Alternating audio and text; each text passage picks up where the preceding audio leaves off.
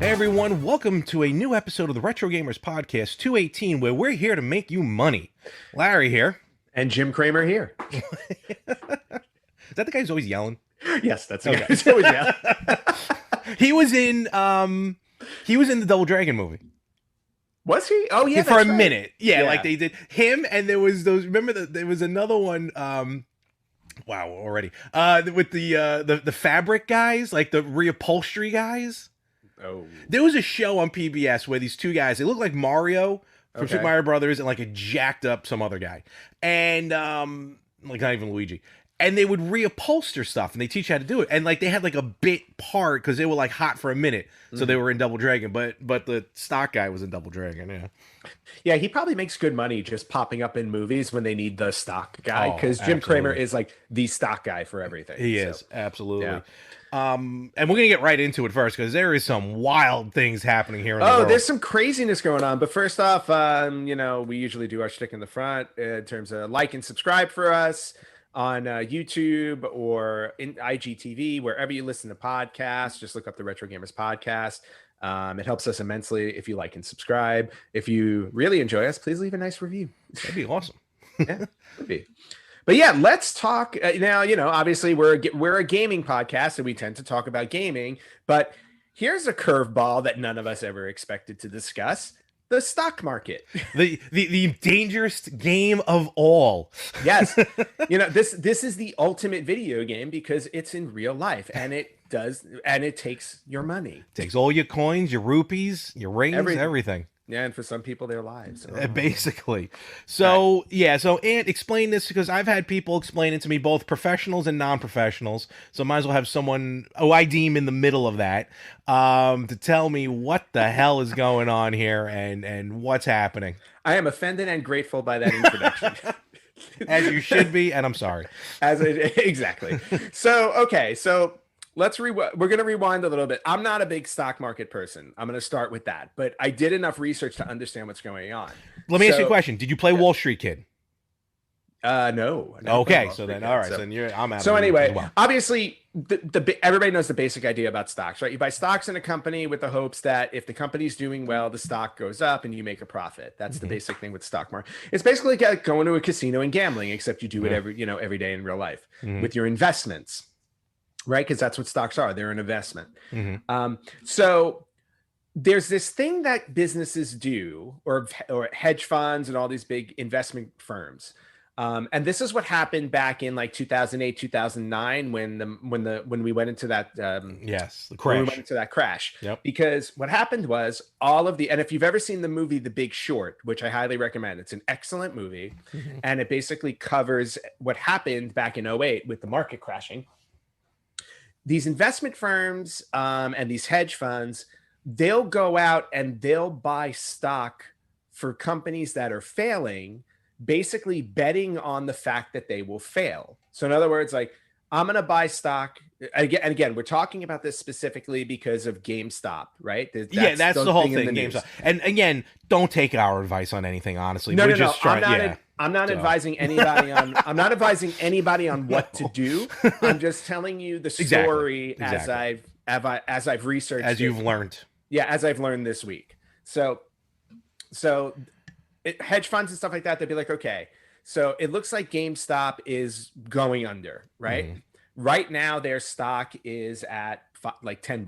Let's just say it's $10. I know we're gonna buy more stocks than what exists out there. So in other words, if there are 1,000 GameStop shares, right?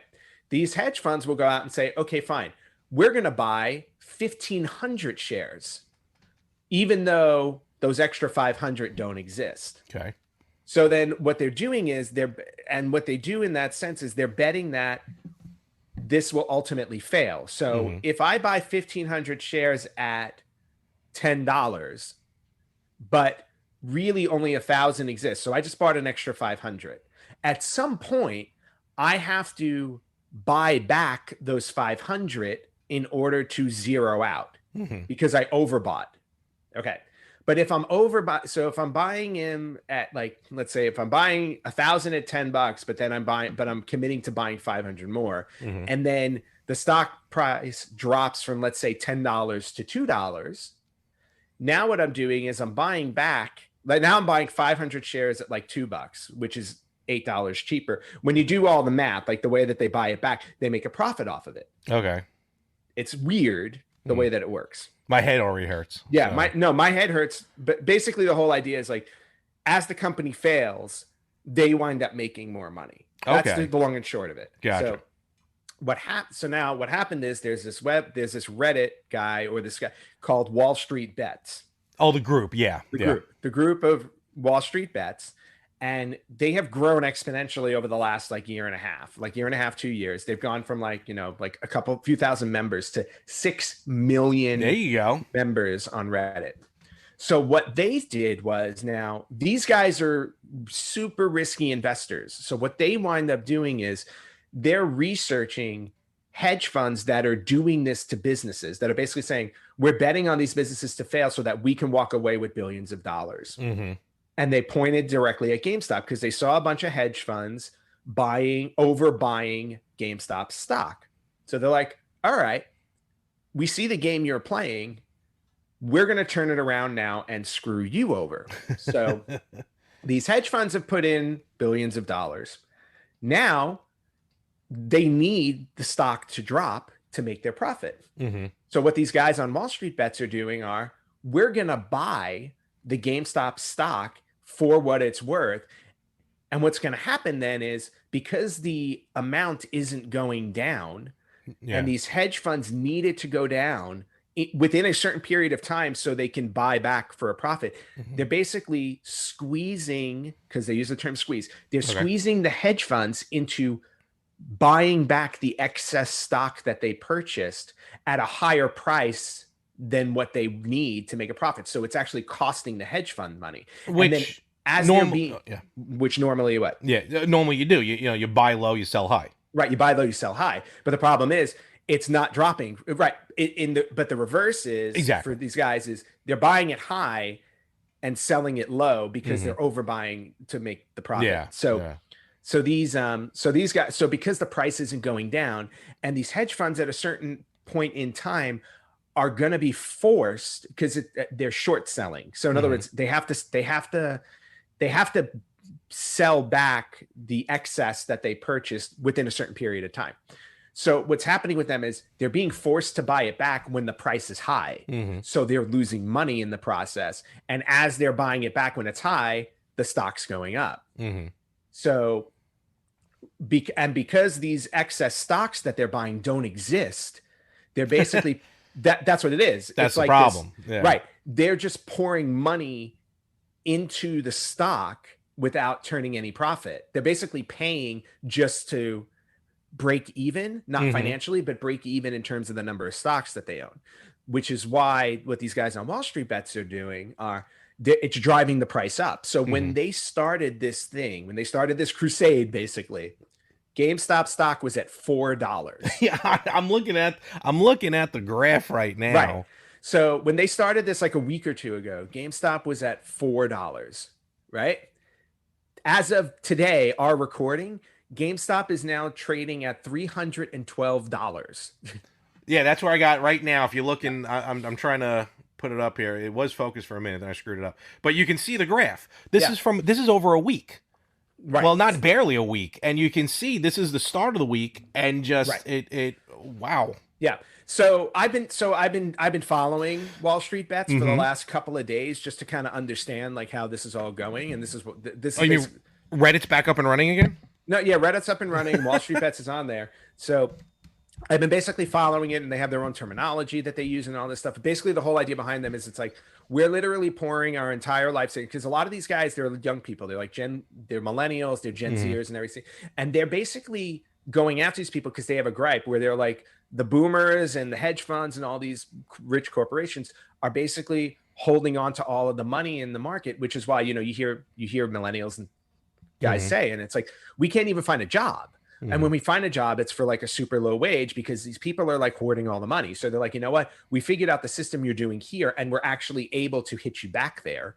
So they're literally pouring every penny they have in their lives into buying GameStop stock so that when these hedge funds are forced to sell for a loss, they're going to make the profit and run away with it. So it's literally like they're being Robin Hood. That's the idea. Which, and then is the irony, because one of the big apps that's happening that you can use, which I have, is the Robinhood app. Like I've been on Robinhood for a couple of years now. Okay. You know, and I just do little things because I don't know enough about the stocks, the stock market to feel comfortable. So I play around with a little stuff. I have like a share of this, a share of that, just to see how things go.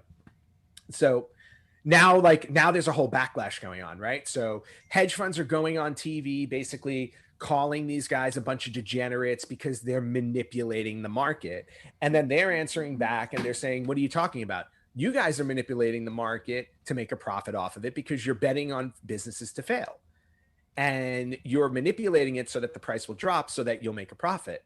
And that's exactly what they're doing. So now, because this is all being exposed, now the SEC is getting involved, which is the Security Exchange Commission, because now the hedge funds, they're trying to limit how much stock all of these regular people can buy. So so yesterday while I was on the Robinhood app, because I decided to play along a little bit. So I bought a couple of shares of GameStop and I wanted to see like how this was going to go.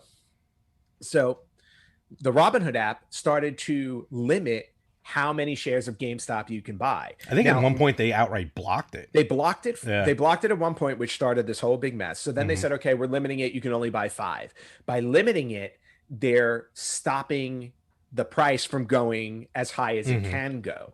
Because if you can only buy a handful, you can only buy a handful. Now, other sites like Fidelity and stuff like that, they're not limiting purchases because they know it's kind of a violation to do that.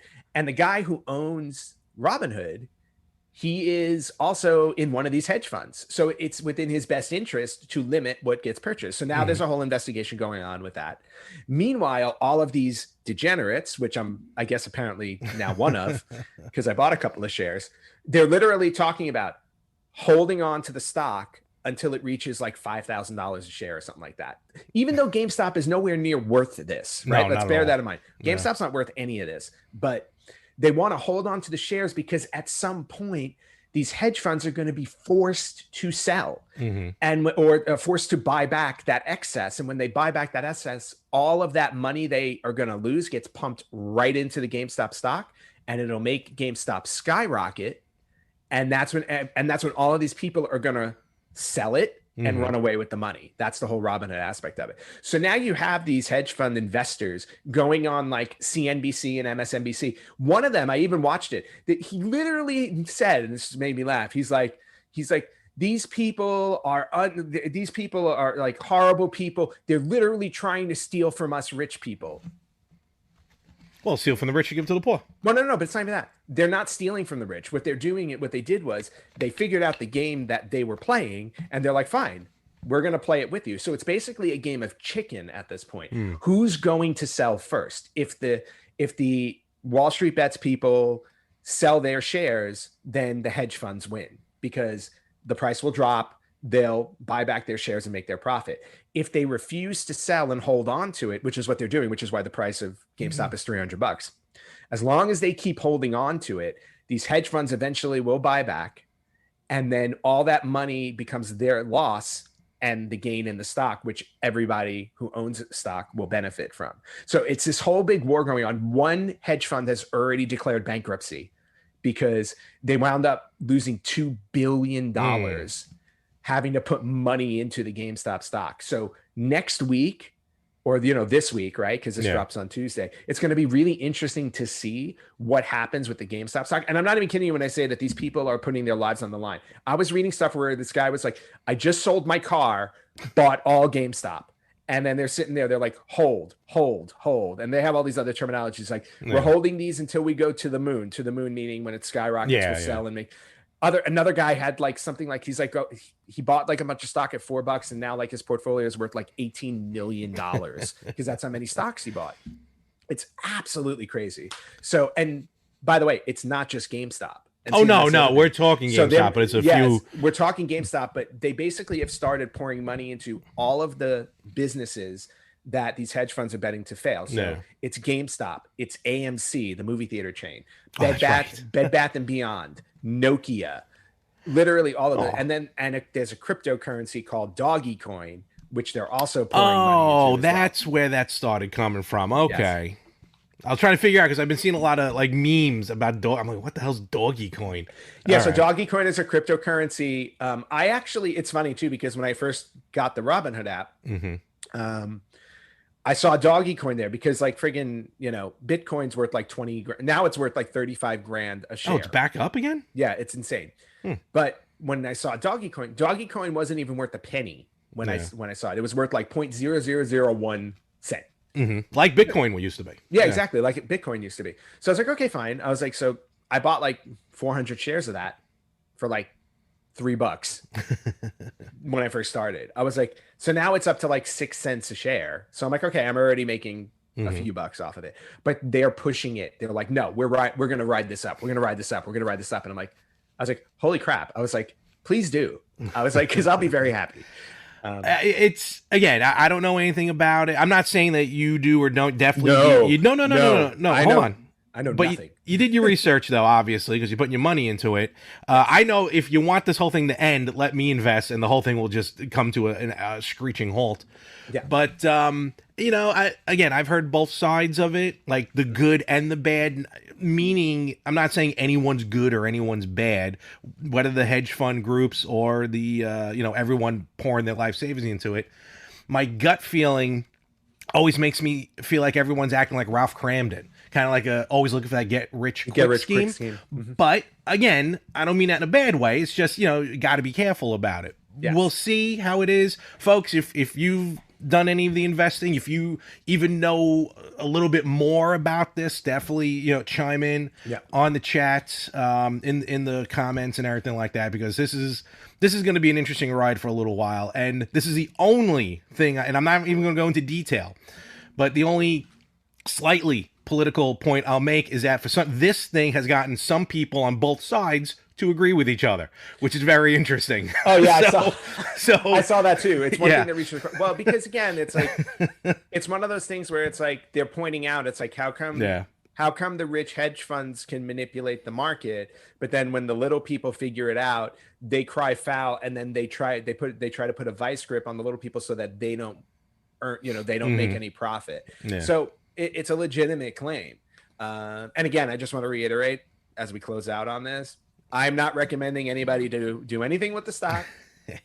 Trust me. I was like, I'm doing it almost as like an experiment, because I'm like, this is kind of interesting. So I'll play along a little bit. Like my life savings isn't in there. It's like, I'm like, okay, I'll buy a little bit and just see what happens. So, yeah, I'm better off just setting my money on fire. So yeah, exactly. Yeah, because in all honesty, it's like come Monday or Tuesday, or like as when we drop this podcast, the whole thing can come crashing down in a heartbeat. Oh, of course. And that's the scary part of all of this. It's like everybody can lose all of their money, like in 30 seconds. We shall see. Yes. Speaking of which, not necessarily with stock, and that's very interesting, all that's going on, but that's not really the only weird thing that's happening here with some companies. Our good friends who don't know that we're friends with them over at Polymega dropped some new information, which kind of is shedding a little light on the situation as to why it's taking so long for them to ship. At the same time, the company that's giving them problems, I'm not shocked, is giving them problems, because I know I've always had issues with them every now and again. But long story short, Walmart is really putting Polymega in a weird situation. How so? So Polymega posted a couple of posts, and I'm gonna read this verbatim actually. Okay. Because it's really the only way to do it. So I quote. This is from Polymega from their Instagram story. Backstory. Walmart.com, I'll try and paraphrase, it's not going to happen. Walmart.com went through a personnel change sometime in third and fourth quarter of last year, and since then have stopped responding to our emails and phone calls, despite repeated attempts to get in contact with them regarding fulfillment of the North American pre-orders. We gave our 5+ contacts at Walmart.com and the distributor Solutions To Go ample to respond. I guess ample time to respond and rectify the situation over several attempts to contact, but they have left us with no response, despite even threats of legal action due to the significant issues this has caused us all. You're able to pre-order the system on Walmart.com. It was supposed to ship like in March, but and Polymega posted before they had an issue. The holdups was because of a what do they call it? I forgot what like they call a production something issue? like no, but damn it, I can't remember the term because I think I said you said Walmart's holding it up. I'm like no, I think that means something else. But as usual, you're right. So what Polymega is doing? Long story short, at this point, Polymega is now telling everyone to cancel their pre-orders with Walmart. And to now order directly through Polymega. So for those of you listening, if you have an order through Walmart for the Polymega, cancel it. Go to polymega.com and you can do your pre-order there. The good news is you can use the code. There's always a code. Yep, because it gets. Is it a Konami code? I'm gonna fix my camera. Yeah, no problem. It's really weird to me.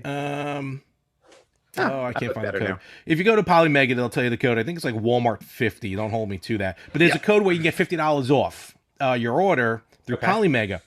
The bad news is, though, when you order through there, the system's not going to ship till like May. So Walmart really put. I mean, I think this sounds legit. I think Walmart really put Polymega in a bind because they just stop responding to them. I know I've tried messaging Walmart sometimes and like just nothing, like their customer service I'm not that crazy about. That sucks. Walmart 50, Walmart 50 is a discount code. It's good for 60 days. I don't know where it is at this point, but and those who ordered during 2018-2019 pre-orders will ship late February. So ours should be coming in late February. I hope so. But yeah, man, Polymega really they couldn't do it. I mean, Walmart, I should say, just kind of really, I think, screwed Polymega. I'll say that. So, well, the other thing too, though, I mean, you have to think about it. It's like they put a pre-order up on Walmart like about a year ago, and which is fine, right? But it was also a year ago with an expected delivery date. And the delivery date kept moving. And actually, you know what? It may have actually been 2 years. It may have been 2019 when it went up on Walmart. So I think you get to a point where you're telling the developer, it's like, hey, it's like, you can't keep moving a delivery date when we have pre-orders. I mean, I'm sure there was some, like, it could be like a contract thing where it's not necessarily that Walmart's a bad guy. I mean, you can look at them as that, but it's just Walmart's like, hey, you know what? We can't keep taking people's money or holding things as a pre-order, and you keep moving the date as much as you do. I mean, a lot of that again I think there should be some, because of COVID and everything. But here they're saying that just no one's getting back to them. They're just outright ignoring them. Yeah, which is ridiculous. So so I can understand Walmart's position. See, I can understand Polymega's position on this one because the distributor, that's the term I was trying to think of before, the distributor. It ended up being Walmart for some reason just is holding things up on their end, according to Polymega. So, so if you're listening and you pre-order through Walmart, again, cancel your Walmart order as per Polymega. Order through Polymega. Those will ship April and May of this year. But still, I got a lot of games I got ready to go for when it does show up. So do I. I got plenty. So that's happening. I have a contest to win after all. Oh, that is true. Yes, I have. I wonder, will this count as new or old, this trophy game? It is in an old cart. But it's a new game. It is a new game. That is true. So I will put that back over there. However, I will say that on Thursday, Rich and I completed Final Fight. What? Jesus. We completed. Oh, did you? Okay. We beat Final Fight to complete the Capcom Beat 'em Up bundle. So I have now beaten every game in the Capcom Beat 'em Up bundle, and they all count towards the contest. They do. They do. They're all arcade games as well. Yep. Which is really cool. I'm going to. If I get a kill screen on Ms. Pac-Man, will that count? No. What do you mean no? That's like completing the game. You can't complete that game. It's a kill screen. Okay, fine. If you get the kill screen, and when I say kill screen, I mean that you actually get to the last level as opposed to it just like freezes in the middle of playing. Then yes, you can count that as beating the game. I wish you the best of luck. I don't even know if Ms. Pac-Man has a kill screen. I don't think so. I think it's just Pac-Man. Yeah, I think so. So, Um, so no, but please keep playing Miss Pac-Man for a kill screen. well, I certainly will try. But before we get into that, let's talk about, because coming off the Polymega, which is a very interesting system unto itself. Yes, Um, and you got this book recently, right? I did. That's got some pretty interesting stuff in it I, itself. as luck would have it, I have it right next to There me. you go. It's Imagine like that. it's Right? kismet. It's yeah, it's almost like we were planning this. But so I got this book for Christmas from my sister. Thank you, Christina. And it's called The Game Console: A Photographic History from Atari to Xbox. Right. So I got it specifically. It's a cool little coffee table book, and it literally has like every video game console in it and handheld from first generation until current gen. Current gen being the let's see, where does it end? Probably 2015 Oh, okay, all right. is where oh no, I'm sorry, the Switch is in here, the Xbox One. Okay, so it goes all the way up to the Switch. Okay. Right? Which is really cool. Yeah. So thought it was a cool coffee table book, and it has like it has images of all the systems, and it actually breaks them down. Look at that. Like here's the controller, and how it breaks down and stuff like that. So while I was thumbing through the book, like while I was not even thumbing through the book, like when I was going through the table of contents, I see a whole list of consoles, and I'm like, I don't know any of these.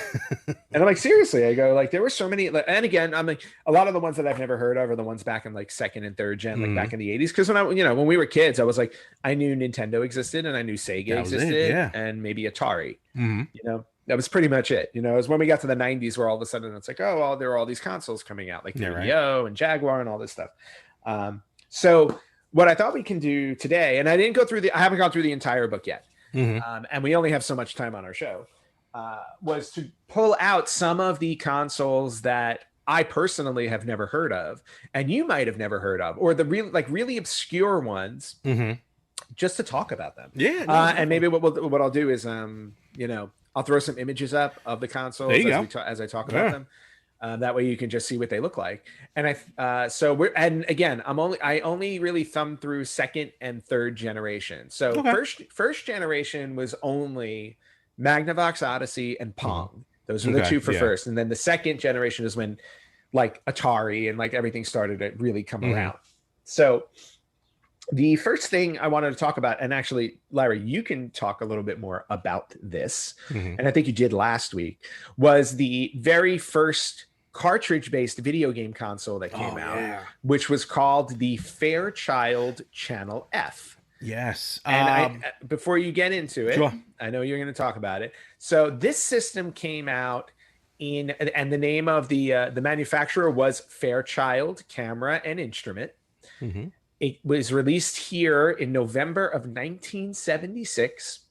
And it was on shelf, or it had a lifespan of about 7 years. Oh, wow. Yeah. It went from 76 to 83. Wow. Okay. So, longer than I thought. Yep, they sold about 250,000 units, which doesn't sound like a lot, but when you're talking about the early age of video game consoles, and this was the first one out there, kind of interesting. Yeah. Fun fact: named after Morgan Fairchild. Really? No. Interesting. I didn't realize it lasted. Actually, you're right. It was. I'm reading the Wikipedia. That would be awesome. No, I'm kidding. Imagine. She has no idea. She's like, what? Never mind. The Fairchild Channel F. Like you said, the first system with the interchangeable cartridges. Yes. And amazingly enough, Game On got their hands on a Channel F. Are they keeping it? I don't know, to be honest with you. Okay. I'm not 100% sure. To say that I was able to first even see, because I don't think I've ever really seen a Channel F, to see it was awesome. Just enjoying the history of this medium and everything. But then to be able to play it, because he actually had two of them in stock, but one of them just wasn't up to par. Like one looks like it could be broken down for parts at this point. Oh wow. Okay. But we got the other one hooked up and it was working, and when we saw it boot up, and without a cartridge in it, there's already games in the system. So, which is I think really interesting. Like you would think that would happen nowadays, Right. where you just boot up a system with nothing in it, and there's at least one or two games on it. Yeah. Well, you have to remember though that the consoles that came before it only had the games installed. No, of course. So So, but I'm talking about now they're moving to interchangeable cartridges. You would think that they wouldn't want to put anything on the system to get people to buy the cartridges. right. But in any event, to be able now to actually play it hands on, it was. I know this sounds stupid to some people, but it was like an honor and a privilege to be able to play the Channel F that I thought I'd never played before. Yeah. To get it up and running was almost like a Frankenstein like situation. Be like, it's alive. So and when we got it working. The controller's very weird. It's a vertical controller with like this almost like a triangle on top, which is very sensitive to movement, which is good. So, and obviously the games are simple. A lot of like Pong type games, tennis type games. There was a couple of like combat type games. The interchangeable cartridges made it. I told Tristan about this when we were there. It felt like a VHS tape. So the cartridge, there were yellow cartridges, and there's a kind of like like on we're gonna go back in time, folks. On a VHS tape, they had the guard that covered the ribbon itself. Yes. You know what I mean? It would flip open. It would flip, and you could hit a button and it flips out. You can Yes. flip it open manually. That's how the cartridges worked for the Channel F. It was protected. The piece itself was protected. So when you put it in, it opens the flap on the cartridge. And when you're getting ready to pull it, there's an eject button, but it only goes so far, and you got to pull it out. I was telling Tristan, I'm like, it's like a combination of it's so old that in my head, I feel like as I'm pulling, almost like a cassette tape, like I'm worried I'm going to pull ribbon out because it kind of had like a little tug to it, and I'm waiting to see I'm like, oh, I broke it. I broke obviously it. not the case. Got to fix the tape. But it was so much fun to play and just so cool to play. I don't know how the hell you would ever really. I mean, it's from '76, so now I'm even more shocked that it was up and running and it looked so good on an old TV. So Channel F. Awesome piece of history. Yeah, and there were like you said, there were two games integrated into it, which were hockey and tennis. Yes. And then there were, it looks like 26 carts you can buy. They were called video carts. Yes, they They were were numbered 1 through 26. And he had a ton of them. He may not have had all of them, but he had a lot of them. And then there were three carts that weren't numbered. Oh, I didn't know. Two of them were demo carts. Oh, which I'm assuming I don't know how you do demo games on that. Yeah. And then there was another one called for chess, which was not okay. Interesting. And then there were keyboard video carts that were never released. There were three of them. So I'm assuming there was like a keyboard interesting attachment that was eventually coming out. So anyway, I thought I would bring up the Channel F since you played it. And again, a lot of people today may not know that was the first video game console to actually have cartridges. Yep. And it was awesome to play. Yeah. So and to be honest with you, I would love to see how much those go for. Yeah. Anyway, moving on. So again, another early system, and a lot of these are obscure mostly because maybe they didn't do very well, but they're still they were still video game consoles. I know you're putting up the pictures as we go, but you're not doing it live, so I may have to do some searching. Yeah, which is fine. Do some Google searching. So the next one that I want, my friend. Wikipedia. Yeah, well, Wikipedia is a big thing. So the second one I want to bring up, I thought this was kind of cool. It's called the Video Brain Family Computer. Why does that sound familiar? It was an 8-bit home computer manufactured by Umtech Incorporated, UMTECH.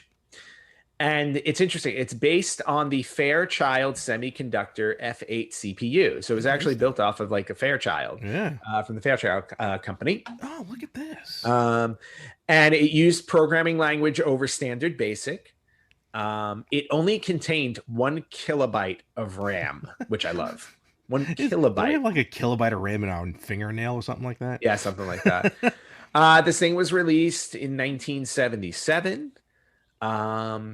It was briefly available at Macy's department store. Of course. Various configurations sold. Depending on how much the price range depending on what you got with it. It Okay. ranged from anywhere from $500 to $1,100. Wow, back then, Yep. that was a lot of money. Yep. And Holy then cow. the video games cost 20 to $40. Oofa. And yeah, so it was like this really interesting little, computer. It had a keyboard. It's such a tiny keyboard. Yeah, it was a really small keyboard. It was almost like a laptop keyboard in a way. Almost, yeah. Yeah. So it included built-in software titles. Oh, okay. So that you can use it without a cartridge. Mhm. It had a clock, it had a countdown timer, it had a color bar generator. Which It's again, very folks, in the 70s, that was some big time stuff. Right, in 77. You could also connect a cassette tape recorder for saving and loading data. Okay. No, that was actually commonplace back then. Yeah. Here's what you're probably going to mention it, but I didn't realize this, and this is actually shocking me. There were actually 4 controller ports on it. There were 4 controller ports on it. That is correct. Wow. That is But here's the interesting thing. It also included, and this is what I love, something called the Expander 2, which was a 300 baud acoustic modem. Used by Really? a single program called Timeshare that allowed the video brain to act as a terminal when dialed into a compatible mainframe computer. Wow. So this thing could actually, connect to a mainframe computer through an acoustic modem, which is really interesting. Kind of internet. Yeah, exactly. Yeah. So I just thought this was a really interesting one to bring up because I'll be honest with you, obviously, I've never seen this before.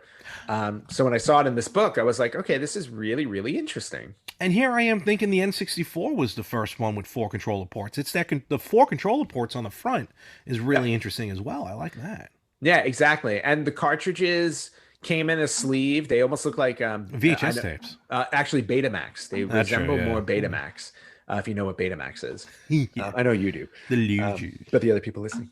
But yeah, so Video Brain Family Computer. Thought that was kind of an interesting one to bring up. Mm-hmm. The next one I want to bring up, we've actually covered on the show before. And I just wanted to circle back to it, that we covered it a while ago. Because this was the first ever handheld game console that used interchangeable cartridges.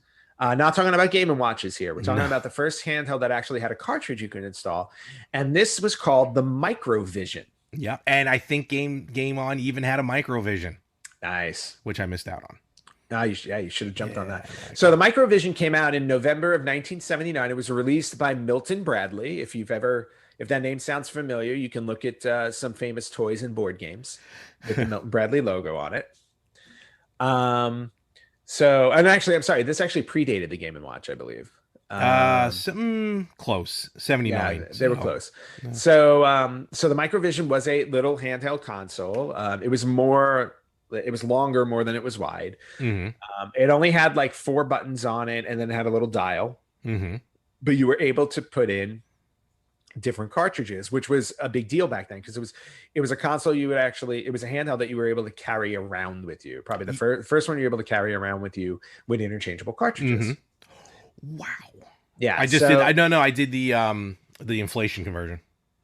Oh yeah, I love looking at the inflation conversion because like today it would have cost about $300. Well, to be fair, 180. Because it was $50 in 79. Oh, I'm looking. Wikipedia has like the conversion rate. Wikipedia's wrong. Well, you fix it. You can fix Wikipedia. So this thing ran basically on a 9-volt battery. 9-volt. So a 9-volt battery. It had 64 bytes of RAM. It didn't even have a kilobyte of RAM. The cartridges were ROM cartridges. It was only in the marketplace for 2 years. It was canceled around 1981. The display on it was 16 by 16 pixels. Tiny. That's not 16,000. 16. 16.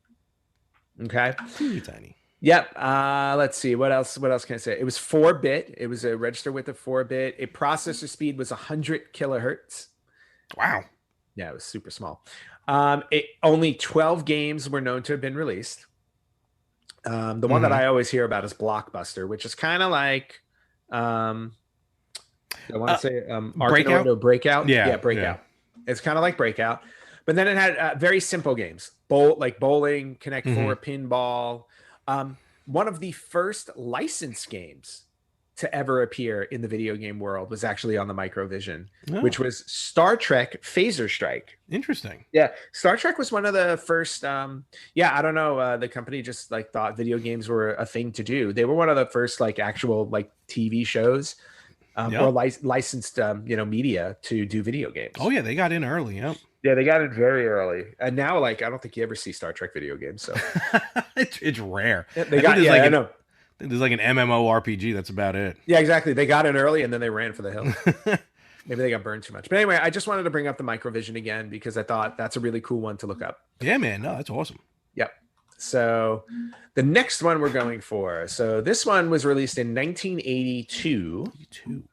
1982. The company that made this is familiar. It's called the VTech Creative Vision. VTech Creative Vision. Yeah, and now VTech puts out tech stuff on the market today. Mm-hmm. So, so back then, and this one was 39 years ago, right? They released the VTech Creative Vision, which was a hybrid computer and home video game console. I had a VTech home telephone, and it was cool because you were able to log on to AOL and use it as instant messenger. And I remember that. Amazing. I remember that. So, the Creative Vision, it was interesting because it was like I said, it was a hybrid computer video game console. The controllers for it resemble the Intellivision. Yes, very much. Where it has like the joystick with the number pad underneath it. This thing hit a lot of European markets, more European markets than anywhere else. But again, cartridge-based system. There were about only 18 games, and this is the other thing to understand too, because back in the first and second generation, these systems were basically experimenting. Like they didn't know what was gonna, like how well it was gonna do and everything like that. So there weren't a ton of games that got released for them. So in other words, for the life cycle of this one, which was only about 3 or 4 years, there were only 18 games available throughout that entire time, and they were all simple games. They had a Pac-Man clone on it called Crazy Pucker. Of course. They had a Pac-Man game, and I wonder if this is interesting because based on the name of it, I wonder if it was like a Ms. Pac-Man before there was a Ms. Pac-Man. It was called Crazy Chicky. Probably. Pac-Man with modified gameplay, as they say. Yep. And then there was a donkey. What? No. You're about to go into it. No, basically, half these games are clones of real games. Yeah. So literally. There was a Burger Time clone called Locomotive, a Donkey Kong clone called Police Jump, a Space Invaders clone called Sonic Invaders. They basically took most of the games they made for this system were clones of previously existing games. How lazy. Yeah. Well, I mean, that's why it only had 18 titles and didn't last very long. So if you look here, as you're looking at the picture, I think it's very creative how the computer aspect of it, where when you have both controllers docked into the system, you get a full QWERTY keyboard. Yes, which is really kind of cool. Yeah, I thought that was pretty cool. I also love the rebranding of the system. Did you see that? So apparently, at some point in 1982, the VTech Creative Vision was rebranded as the Dick Smith Wizard. Oh yeah, I just saw with two that. Z's. Yes, the Dick Smith Wizard. I like that name better. Oh, he's Australian. Oh, it was sold through the Australian Dick Smith electronics stores. That's why. Any listeners in Australia, do you remember the Dick Smith electronic? I wonder if that's like our Crazy Eddie. Yeah. Well, they were, and this thing went under other names too. It was also called the Fun Vision computer video game system, and then the other one, which I like, the Hanamex Ramses. That's just a lot. It must also sounds Australian. It must mean something in Australia and New Zealand, which is where that was released. Gotcha. So anyway, so I thought that would VTech Creative Vision, interesting thing. All right, let's see. They owe a lot of people a lot of money. Yeah, exactly. I'm gonna save that one for last. Alrighty. Okay, here's an interesting one, and this one was only in the market for a year, but I just thought I'd bring it up because again, tech companies that tried to get into the video game market that you may not be aware of. If you know who Casio is, what? The watchmaker. Yeah, Casio also well known for keyboards, Oh, actual musical yes, instrument keyboard. you're right. Yes. Okay. Not the watchmaker. But they released a console back in 1983 in Japan called the Casio PV-1000. The PV-1000. Have you It, seen this boy? yep, it lasted less than a year. It sold for 14,800 yen, Wowza. which would be about, well, at least the conversion rate today would be about $150 maybe. Did not it didn't do well at all. But it's this cool little blue, like I like the design of the system. It's like a blue system. Mm-hmm. You don't see a lot of blue consoles. No. Blue console has it has a joystick, kind of like the Atari joystick, with the handle and the button on the top. Only 13 games were released on it. And then the only one that I see there that is, at least me, that was well known, is called Dig Dug.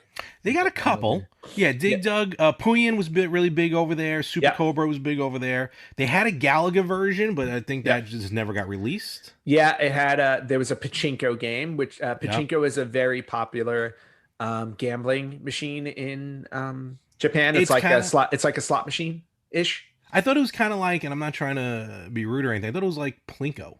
It is like Plinko, but what I'm saying is, like, when you see them when you see them, they look like gotcha. They look like slot machines. I actually worked on a pachinko machine when I worked at Fox. Oh, really? Yeah, it was for the Titanic movie. It's based off the Titanic one, so I'm like, oh, cool. Right. I was like, yeah, it's like you can play pachinko and watch people drown.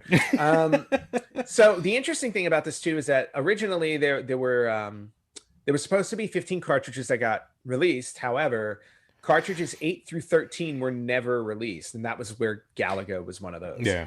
The one that I saw that stuck out to me, though, that makes me curious to look it up now on like YouTube or something, is cartridge number 12, Naughty Boy. There you go. Can't even imagine what that's going to be like. I have no idea.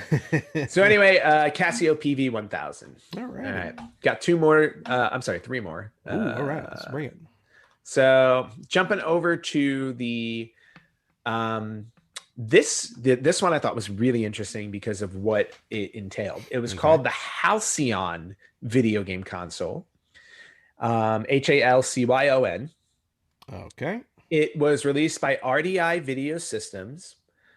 It was planned to be released January of 1985 with the initial retail price of $2,500. Good Lord. Okay. That's ridiculous. Now, this system was never released. Fewer than a dozen units are known to exist. Oh, wow. The reason why it didn't get released is because there was a lack of affordable disc players. This system featured a laser disc player, an attached computer, each the size of an early model VCR. Ooh. So when you look at this thing, it's massive. I can only imagine, yeah. So there were 6 games planned for release. Only 2 of them wound up getting released. One was called Thayer's Quest, and then the second one was NFL football, LA Raiders versus the San Diego Chargers. So specific. Now, here's the cool thing about it. RDI Systems at the time claimed that the system would be entirely voice activated and would have an artificial intelligence on par with HAL 9000 from 2001: A Space Odyssey. We know how that went. Yeah, we all know how that went. So it's probably better that this didn't come out because I think, like if we go to Terminator standards, Judgment Day would have happened by now. And something just flew in my eye. So we're going to do this. Just gonna do one. Exactly. I'm Popeye for the rest of the show. Anyway. Take a moment. Yeah, I need a moment. All right. We will pause.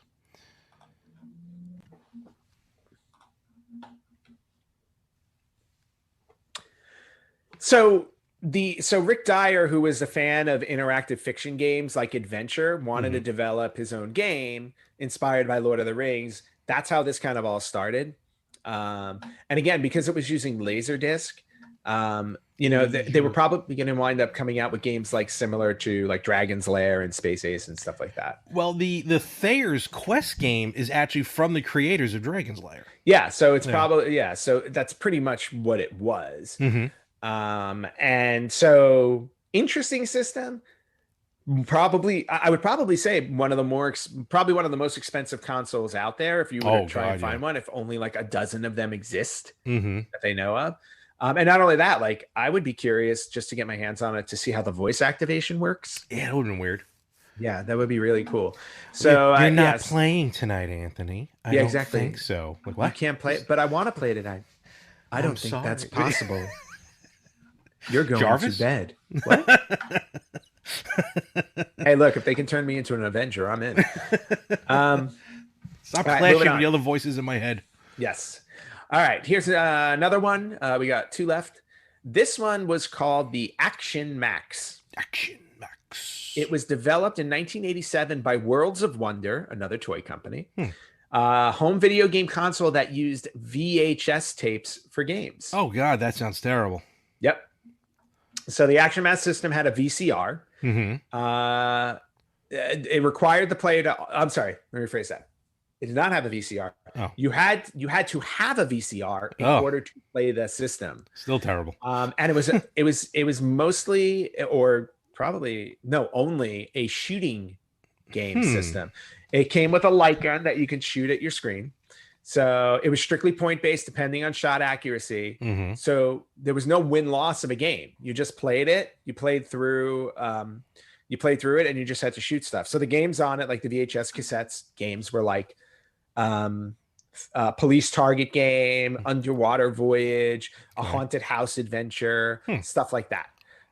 Only 5 games were released for it. I named like 3 of them right there.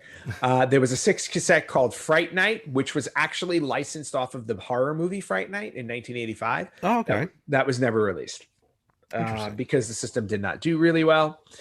But I thought it was a really interesting console because it's like a small, sleek, like gray, almost Nintendo gray console with a light gun.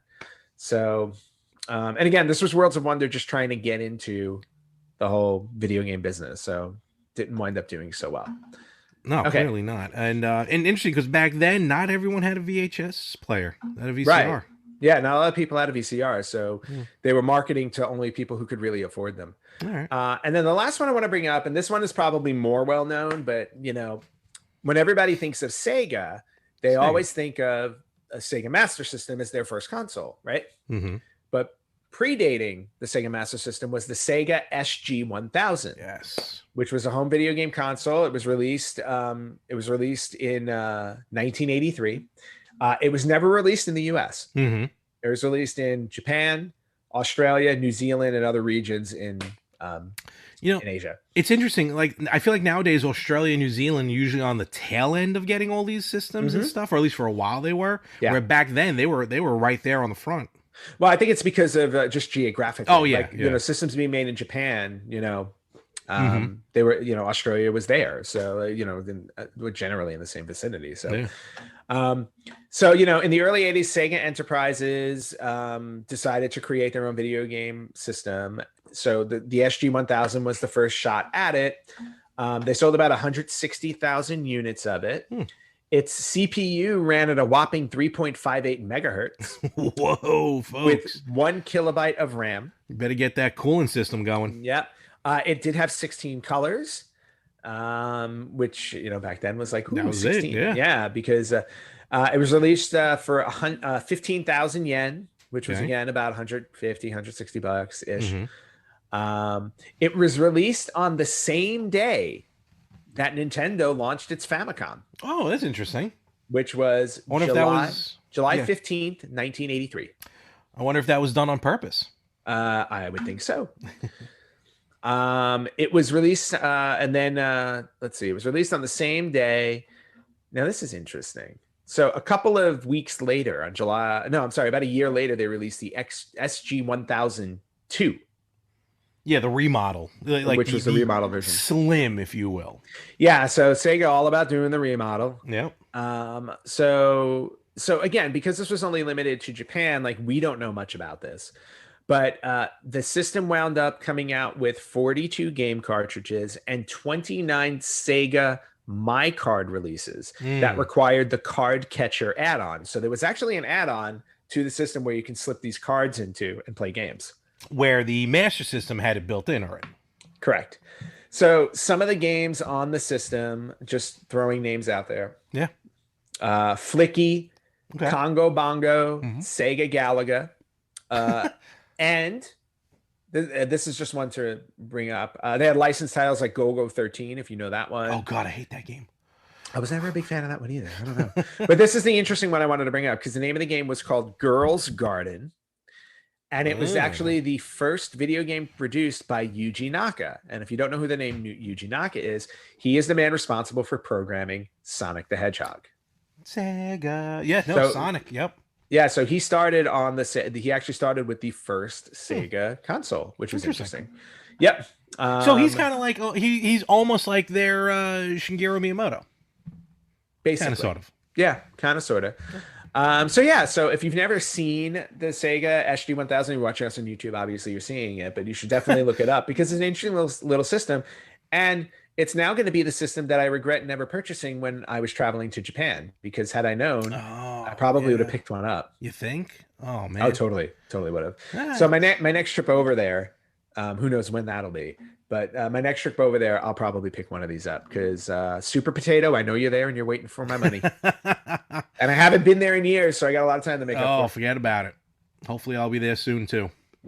Yes. Well, we got to go to Super Nintendo World. Yes. Well, that got delayed, but yeah, that it got delayed, but it's there. It's waiting for us. For us to get one of those wrist things and going through it. And everything. Yeah. And that's what I have for slightly obscure or mostly obscure video game systems. We'll have to go through other ones and other definitely at some point for other generations, because there are a bunch of newer ones where I'm like, when did that come out? A lot of very obscure. No, very cool, very good list. And again, folks, if you've played any of these, let us know. Definitely be interested. Like I said, my love of playing the Channel F was like, that's pretty sweet. I'd love to definitely get my hands on some of these other ones, so we will check that out. Definitely. The final thing I want to mention here before we get ready to head towards the goalpost here is and I posted this on our YouTube page and I think on our Instagram, which should have moved over to our Facebook. But I just want to, just one last time, I just want to go back to the arcade 1-up, the Ms. Pac-Man, because I did the firmware update. Oh, yeah. How did that go? And, well, first of all, remember, some of the machines are Wi-Fi enabled, which means this process is a whole lot simpler when it's on Wi-Fi. This machine does not have Wi-Fi. So all I had to do, though, is just unscrew the back, which is not a problem. Just flick a switch off. Borrow a PC laptop, because the upgrade only works with a PC, not a Mac. So luckily my buddy had a PC laptop. But once I started getting it going, very, very simple to update. It took just a few moments. And once it updated, finally, 30-something years, because I didn't stop playing Ms. Pac-Man at when I was born or anything. So 30-something years of playing Ms. Pac-Man. And now I finally have the version I've always wanted in my apartment, the sped up hyper version of Ms. Pac-Man, and it could not have been an easier situation to do. That is awesome. It's like not even like a weird they tried to mimic it. Like it feels now like the original arcade. And then I showed on the video actually the 4 games that are on my Walmart, specifically Walmart cabinet. Basically the update kind of gave the version of dip switches, kind of sort of. So you can play around with the players, because there were no options before that. It was just the games. So now we have a little bit of options. Basically, the number of lives to start with, if and or when to get 1-ups, difficulty level. So actually, I made Ms. Pac-Man hard. Might as well, right? The speed, which is for 2 of the games, the speed, and then pixel smoothing. Which I turned off because I'm like, give me that real retro look to it. But man, ever since I updated that and Pac-Man Plus, which Pac-Man Plus is actually a fun game. It's kind of like more of a direct sequel to Pac-Man. Okay. Does some little different things with the power-ups and everything. But some power-ups, everything goes blank and you don't even see where you're going and stuff. It's very weird. Interesting. But now, I can't wait. In a couple of weeks, I'll put the riser together, so I'll raise it even higher than it is now, and then I'll probably just buy a like a bar stool. Even when it's on the platform, I think a bar stool would still be comfortable because the Rock Band seat does not really work for me in this situation right now. Okay. So But it will work again one day. it will hopefully, but a bar stool is going to be more comfortable no matter what. Okay. So yeah, so I got it. I'm there. I'm done. I mean, if I had more room, I'd be buying more Arcade 1-Ups. Trust me. Oh yeah. But this, I'm good to go, man. This is it. Now I wonder if you can update the tabletop one, or not the You- tabletop, the small one. So there are bar firmware. stool. If you go to Yeah. Arcade 1-Up, there are firmwares. I don't know if they keep a history of them because there's only like 6 or 7 updates, and they're mostly all Pac-Man ones. Yeah. But I didn't see the tabletop because the way you do it, The bar each one top has I'm a talking about. no, I know what you're talking about. Yeah. Okay. That one's gonna have a 4-number SKU on it, probably on Okay. the back somewhere. You take that 4, and then you go to the software update section, and you see if one of the SKUs is there. Because if it doesn't, you don't want it because you can mess up the system. Right. So as long as the SKU matches those 4 numbers, then you're good to go and you can update it. And if it doesn't, then you may have to wait. But it looks like Yeah. they're even adding games to some of the cabinets. Oh, that's really cool. Yeah, so Yeah, because in terms of the full cabinet, X-Men's going to be the one I buy. which I don't blame Yeah, you. for bar top though, I would love to get the Miss Pac-Man one, but to your point, if I can update it to make it go faster, I because agree with I only play that one when it goes fast too. And it was funny when I was doing the research into this. When I mentioned before, I couldn't figure out because there was a separate Walmart upgrade version. Later found out because Walmart has a couple different games in them than the other one. Right. But I couldn't find the SKU for the life of me. I could not find the SKU of the cabinet, so I kind of had to buy it and hope for the best, which worked out. But yeah, if on your tabletop one, just look in the back, find the 4-digit SKU, and then see if there's an update for it. So Fair enough. yeah, definitely worth it at that point. Yeah, and then the last thing I want to cover before we go away, is I just wanted to get a Bloodstained update from you since we talked about that last week. Where am I at? I can tell you because I played for a very little bit last night. I'm at over 17 hours, and I realized some of that time, when you pause the game, the clock still runs. Yes. So in reality, I may not have been played a full 17. I probably played a good 15, but I'm at 17 hours right now and a little over 80% done. Okay. I don't want to hear your number. That's pretty far along. Well, I'll be honest with you. I am over 19 hours now. Oh, wow. But I think I stopped somewhere around 14. What do you mean by stopped? So I got to the final boss at about the 13.5 hour mark. Damn it. Okay. And then I said, okay, I can beat the game if I want to, or I can go back and grind through all the side quests and find, I wanted to power up Miriam to with all of the best stuff. So I took a break from beating the game, played about 5 hours of side quests because the old woman who wants food. God. All right. I fed that woman. She should be 500 pounds. I gave her everything she wanted to eat. I'm already up to the second food and I can't find it. But fed her all the food. The woman in the graveyard got all the things to lay people to rest. So I did all that stuff, and then I ran around the castle a bit to find all of the secrets, the hidden rooms, and stuff like that. So that was about 5 hours of play where I just kind of ran around and did all these things. But as of today, Saturday, this morning, right before we started recording this podcast, I went in and I beat the game. So now you're done. It's 100%. No. All right. But you did beat the game though. Yeah, I beat the game. I got the ending, and I got the true ending of the game. I am at 99.30%. Fancy. So I've still got, and from the way that I noticed, like when the progression ticks, every room is like 0.1 or 0.10%. Okay. So I'm basically just missing 7 hidden items or rooms. So I'm not, for me, and I'm not much, like there are a lot of games where I'm not much of a completionist. Yeah. This one I'm loving so much. I'm going to go back in and see if I can find those other 7 rooms. And then I tried classic mode this morning for like 5 minutes. Oh, okay.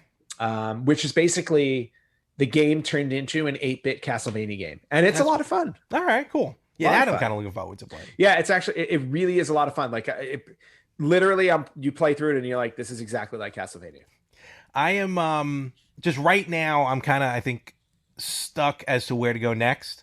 But I'm trying to. I know what I have to do, and the carpenter is just a pain in my rear.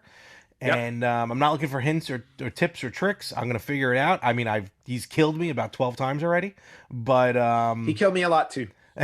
but he was like the first really tough boss that I came across. I got to admit, like I said, last week, the game was going along at a clip. I was doing great. There was challenges, but I wasn't feeling overwhelmed until I got to the Oriental Secret Lab, as they call it. That one was and hard. It went from like easy to like Mega Man, and I'm like, this is not fun at all. Yeah. So, but I finally got through the regular boss of that one, on like the 7th try or something. But the problem with the carpenter is they got him at a section that is just too far from a save, because it's like Symphony of the Night. You save, but you can replenish your health and everything. Right. He's just too far from a save, and he's too far from a warp. Yes. Yeah, exactly. So it's like you're basically committed. You have to bring a lot of like potions and stuff like that and food with you. Such a pain in the butt. It really was. It took me a few tries to get through him also, and then I figured something out that made it easier. So. Okay. Yeah, I'm starting to figure. I mean, all the bosses have their little thing. Yeah. Oh, I meant to ask you, because some of the enemies that you face in the game, 2 giant cats and a giant dog. Yeah, and not only that, but 2 giant cats and giant dogs that look like regular cats and dogs. Exactly. You know what I mean? Like they don't look like demons or anything like everything else in the game. It's like, no, it's like a really cute kitten. Yeah. It was and a really cute. What kind of dog is that? What do they call that dog? Corgi? Something like that. Yeah, just the head. Yeah, it's just the head of the corgi. Just a head on a chain that comes at you. And it's like, two jerk cats that just swing at you. Kind of almost like Link and Snow. Yeah, they do remind me of my cats, and I feel bad when I have to kill them. But Ant, you're right. They're legitimate. Like, they look legit. They're not like warped or demonized or anything. They look like regular animals. Yeah, honestly, like they're the 2 things where I'm like, these don't look like they belong in this game. I don't want to kill them. Yeah, and I don't want to kill them, and I have to kill them over and over again, and it's just crazy. And that's the other thing about this game, which I always find interesting too. It's like you know how in some games it's like when you get through a room. It takes some time before the enemies replenish. Yeah. You guys do it instantly. I know. I hate that. You leave a room, you go right back in. They're all back there. That I hate. Yeah. But it is what it is. It's a challenge. Game's still fantastic. But yeah. Oh God. Yeah. I loved it. I didn't want it to end. I was really happy when I beat it. And again, I'm still not done because I want to go back and do more. I don't know if I'll go back and platinum it. Maybe I will if I really sounds like you're close. So yeah, I shouldn't be too far off. Yeah. So we'll see. Clearly, Anthony has it for the PS4. PS5, excuse me. Does it make you want to play Symphony of the Night again? It does. It does harken back to Symphony of the Night, but since I've already completed Symphony of the Night, I would love to go back and find more Metroidvania games. Okay. Metroidvania games that I haven't played. Sounds good. Perfect example, Super Metroid. I've never. There you go. I've never played that either. I played it on the SNES Classic. For a little bit, but I didn't get too far. So I would love to go back and go through that one. Right. Cool. Other than that, you got anything else for us? That is it. All right, let's wrap it up. Ant, where can they find us? You guys can find us on Facebook.com/RetroGamersPodcast, on TheRetroGamers.com, Instagram @RetroGamersPodcast, and Twitter @RetroGamersPod. If you watch our show, you can watch us on YouTube and on IGTV. And if you want to email us, you can email us at email@TheRetroGamers.com. Awesome. And folks, one last thing, just give a quick shout out. One of our contest winners, Lee Dickey, actually did an unboxing, quote unquote, of the holiday stocking that he got. So go check out Lee T. Dickey on Facebook, Instagram, YouTube. And Lee, thank you very much for doing the unboxing. Very happy that you enjoyed your stuff, and I know Kyle was very happy as well. He emailed us, enjoyed the stocking as well. So glad you guys got that. But the unboxing was fun. Yeah, it really was fun to watch. So yeah, thank you very much for that, and thank you to both of our winners, for absolutely. entering the contest and for following our show. Yeah, and Ant, other than that, have a good weekend. You have a good weekend as well, sir, or a good week at this point. Oh, that's true. Yeah, I always forget. Let's go GameStop. Hold. To the moon. And folks, we will catch you everywhere next week on the Retro Gamers Podcast.